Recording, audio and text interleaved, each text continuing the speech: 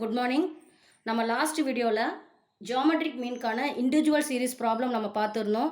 இப்போ நம்ம பார்க்க போகிறது ஜியாமெட்ரிக் மீன்கான டிஸ்கிரீட் சீரிஸ்க்கான ப்ராப்ளம் நம்ம பார்க்க போகிறோம். ஸோ அதில் கொடுத்துருக்கிறது find the geometric mean for the following frequency distribution or find the geometric mean for the following data.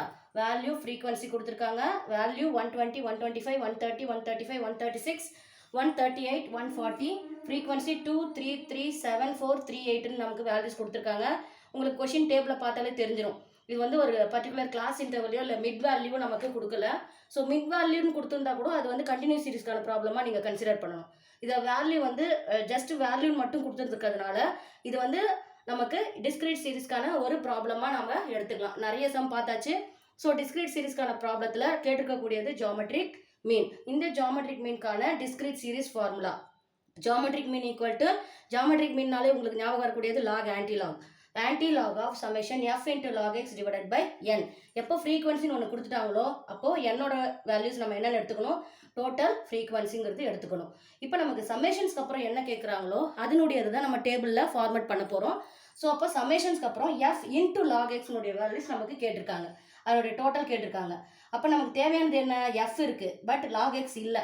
அதனால் ஒவ்வொரு எக்ஸினுடைய வேல்யூஸ்க்கும் நம்ம லாக் எக்ஸ் கண்டுபிடிச்சிட்டு ஃப்ரீக்வன்சியோட மல்டிப்ளை பண்ணி அதனுடைய டோட்டல் வேல்யூஸை நம்ம ஃபார்முலாவில் அப்ளை பண்ண போகிறோம். ஸோ இதுதான் நம்மளுடைய table format. So first step formula எழுதியாச்சு. இப்போ செகண்ட் ஸ்டெப்க்கான கேல்குலேஷன் நம்ம போட போகிறோம். ஸோ அந்த கேல்குலேஷன் தான் இப்போது பண்ண போகிறது. ஸோ செகண்ட் ஸ்டெப்க்கான கேல்குலேஷன் எக்ஸ் எஃப் என்ன இல்லை, லாக் எக்ஸ் இல்லை. அப்போ ரெண்டு வேல்யூஸும் கிடச்சதுக்கப்புறம் final table format f into log x. So எக்ஸோட வேல்யூஸ் 120, 125, 130, 135, 136, 138, 140.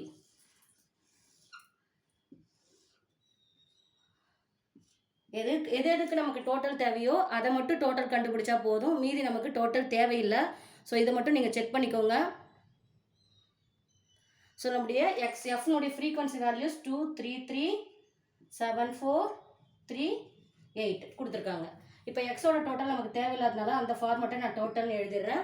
ஃப்ரீக்வன்சினுடைய டோட்டல் நமக்கு தேவைப்படுது. ஃப்ரீக்வன்சினுடைய டோட்டல் என்ன, 5, 8, 25, 29, 15, 22, 30. ஸோ எஃப்னுடைய டோட்டல் என்னோட வேல்யூஸை நம்ம சூஸ் பண்ணணும். அதனால நம்ம எடுத்தாச்சு. லாக் வேல்யூஸ் கண்டுபிடிக்கிறதுக்கு உங்களுக்கு ஏற்கனவே சொல்லியிருந்தேன் ஃபஸ்ட்டு வீடியோவில். லாக் வேல்யூஸ் எப்படி கண்டுபிடிக்கணும், லாக் டச் பண்ணுங்கள் சயின்டிஃபிக் கால்குலேட்டரில். லாக் எதனுடைய வேல்யூஸ் கண்டுபிடிக்கணும், 120 ஈக்குவல் டு கொடுத்தீங்கன்னா லாக் 120னுடைய வேல்யூஸ் நமக்கு 2.07918 நமக்கு கிடச்சிருக்கு. நம்ம வந்து 4 டிஜிட்டில் நிறுத்ததுனால லாஸ்ட் வேல்யூஸில் இருக்கக்கூடியதை ஒன்று ஆட் பண்ணி நம்ம ஸ்டாப் பண்ண போகிறோம். இதே மாதிரி எல்லா எக்ஸ் வேல்யூஸ்க்கும் லாக் வேல்யூஸ் கண்டுபிடிச்சிருங்க.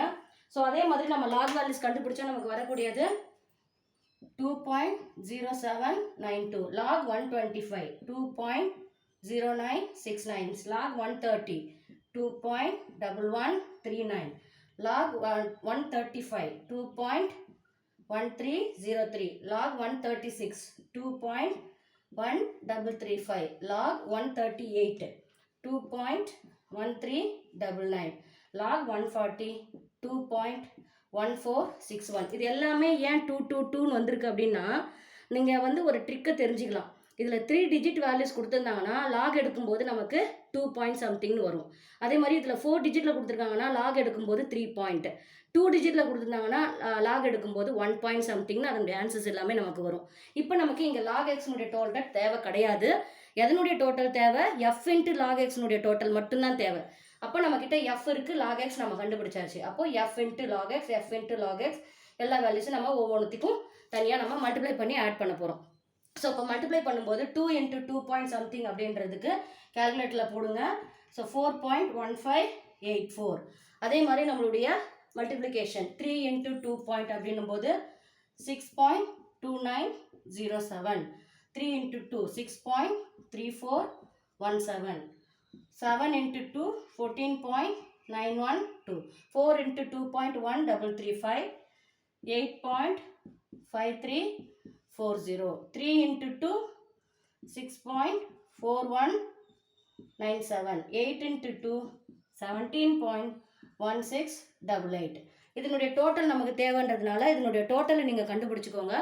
4 + 1584 + 6.2907 + 6.3417 + 14.9121 + 8.5340 + 6.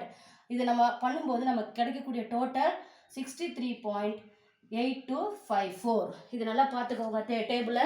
இப்போ நெக்ஸ்ட்டு நம்ம கண்டுபிடிக்கக்கூடியது என்ன அப்படின்னு சொன்னால் ஜஸ்ட்டு ஃபார்முலா அப்ளை தான் நம்ம பண்ண போகிறோம். ஓகேங்களா? ஸோ அப்போ ஃபார்முலா அப்ளை பண்ணும்போது நமக்கு என்ன தேவைப்படுதுங்கிறத நீங்கள் பார்த்துக்கோங்க. இதை பார்த்துங்க, டேபிள் ஒரு வாட்டி செக் பண்ணிக்கோங்க.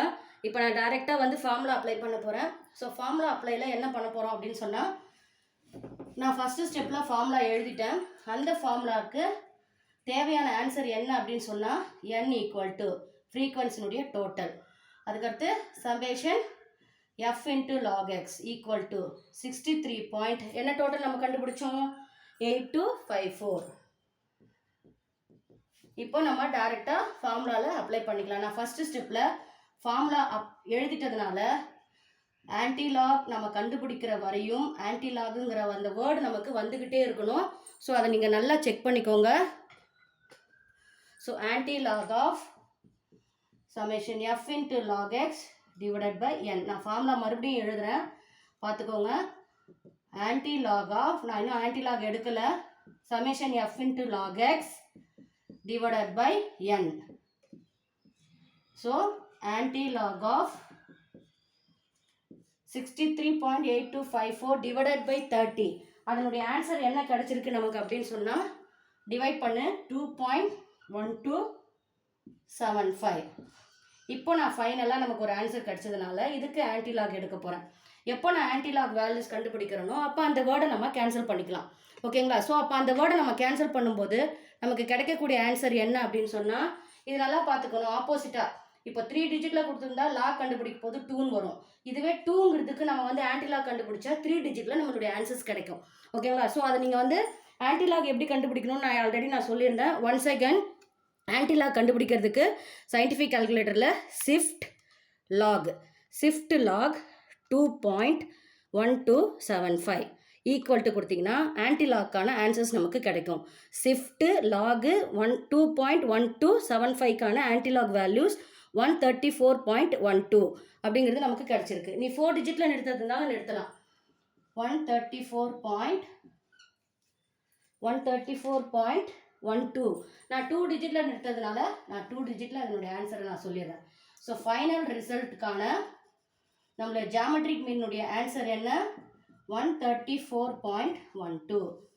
இது டிஸ்கிரீட் சீரீஸ்க்கான ஒரு ஆன்சர். ஸோ நம்மளுடைய ஃபைனல் ரிசல்ட் நம்ம சொல்லியாச்சு.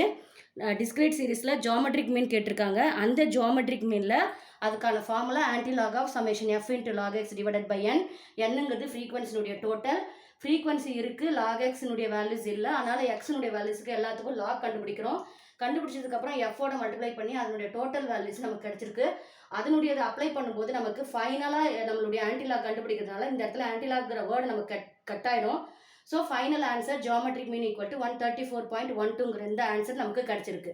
ஸோ இந்த வீடியோவில் உங்களுக்கு ஏதாவது டவுட் இருந்தால் கமெண்ட் சொல்லுங்கள். இந்த வீடியோ பிடிச்சிருந்தனா லைக் பண்ணுங்கள், ஷேர் பண்ணுங்கள், சப்ஸ்கிரைப் பண்ணுங்கள். நெக்ஸ்ட் வீடியோவில் நம்ம கண்டினியூஸ் சீரிஸினுடைய ப்ராப்ளம்ஸ் நம்ம பார்க்கலாம். ஓகேங்களா? தேங்க்யூ.